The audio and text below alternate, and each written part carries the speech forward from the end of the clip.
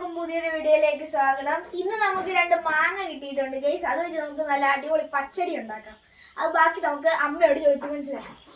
കിളിച്ചുണ്ടൻ മാങ്ങയാണ് കിട്ടിയിരിക്കുന്നത്. ഈ കിളിച്ചുണ്ടൻ മാങ്ങ വെച്ചിട്ട് നമുക്ക് പച്ചടി ഉണ്ടാക്കാം. എല്ലാവരും സാധാരണ പച്ചടി ഉണ്ടാക്കുമ്പോൾ കടുക് അരച്ച്, എന്നാൽ ഞങ്ങൾ വളരെ സിമ്പിൾ ആയിട്ട് കടുകൊന്നും അരയ്ക്കാതെ നമ്മൾ വേഗം എളുപ്പത്തിന് ചെയ്യണം. മടിയുണ്ട്, എളുപ്പത്തിന് ചെയ്യാൻ പറ്റുന്ന ഒരു സൂത്രപ്പണിയാണ്. എല്ലാവരും വേഗം വീഡിയോ കണ്ടോളൂ.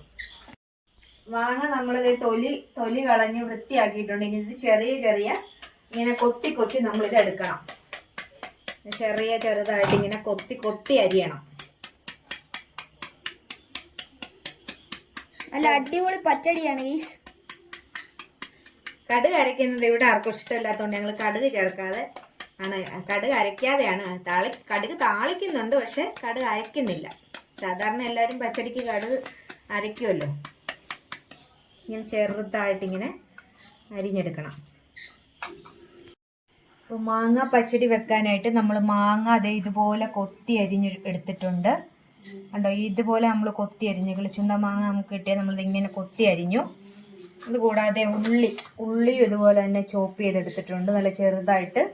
പിന്നെ ഇത് ഒരു മാങ്ങയാണ്, അതുപോലെ തന്നെ ഒരു മാങ്ങയ്ക്ക് ഒരു ഉള്ളി നമ്മൾ കൊത്തി അരിഞ്ഞെടുത്തിട്ടുണ്ട്.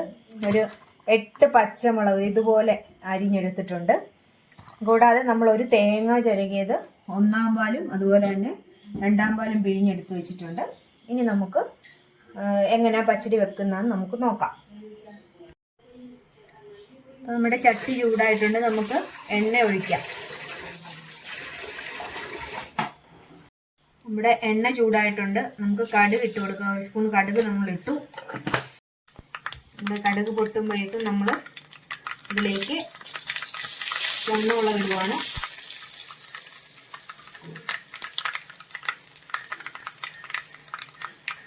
നമ്മൾ അതിലേക്ക് ഇടാം.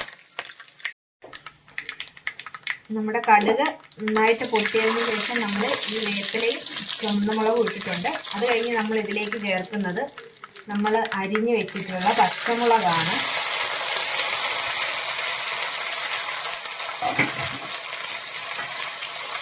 പച്ചമുളക് ചേർത്തതിന് ശേഷം നമ്മൾ ഈ കൊത്തി അരിഞ്ഞ ഉള്ളിയും കൂടി ചേർക്കുവാണ്.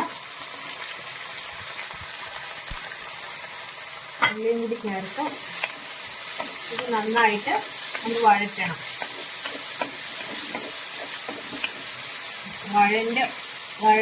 നമ്മളിതിലേക്ക് 1 സ്പൂണ് ഉപ്പ് ചേർക്കുന്നുണ്ട്.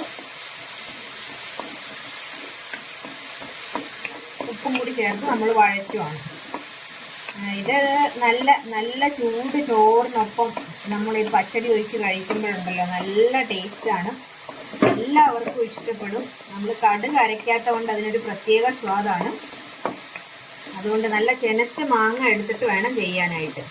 അന്നേരത്തേക്കും ഒരു മധുരവും അതും എല്ലാം കൂടി ചേർന്ന് വരുമ്പോഴേക്കും നല്ല ടേസ്റ്റാണ്.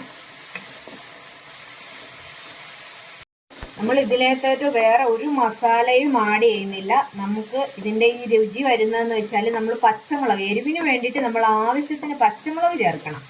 ഈ പച്ചമുളകാണ് ഇതിനകത്തെ പ്രധാന ഒരു ഘടകം. പച്ചമുളകും അതുപോലെ തന്നെ ഈ ഉള്ളി ഇതും കൂടി വാടി വരുമ്പോഴേക്കും നമ്മൾ മാങ്ങ ചേർക്കും.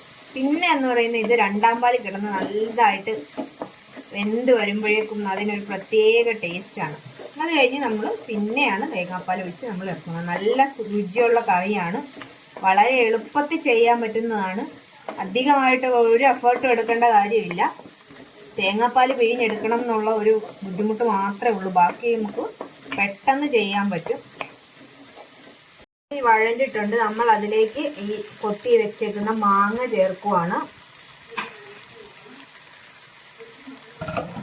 മാങ്ങായും കൂടി ചേർത്ത് നമ്മൾ നന്നായിട്ട് ഇളക്കി യോജിപ്പിക്കണം.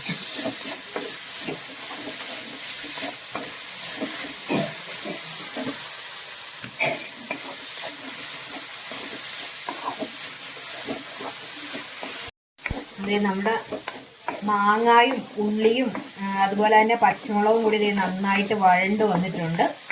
ഇനി ഇതിലേക്ക് നല്ല ഉപ്പ് നമ്മൾ ഇട്ടിട്ടുണ്ട്. ആ ഉപ്പും കൂടി ചേർന്ന് കണ്ടോ നല്ലൊരു നോക്കിയേ, ഉണ്ടാവും. ഇതുപോലെ ആവണം. ഇതുപോലെ ആയി കഴിയുമ്പോൾ നമ്മൾ അതിലേക്ക് 2-ാം പാൽ ഒഴിക്കണം. നമ്മൾ എടുത്തു വെച്ചേക്കുന്ന ഈ 2-ാം പാല് നമ്മൾ ഒഴിക്കുവാണ്.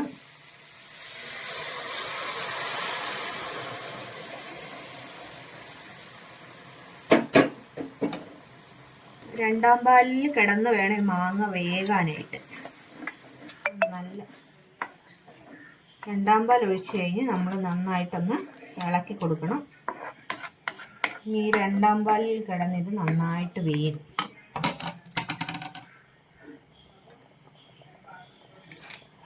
അതിലേക്ക് കുറച്ച് വേപ്പിലയും കൂടി നമുക്ക് ചേർത്ത് കൊടുക്കാം.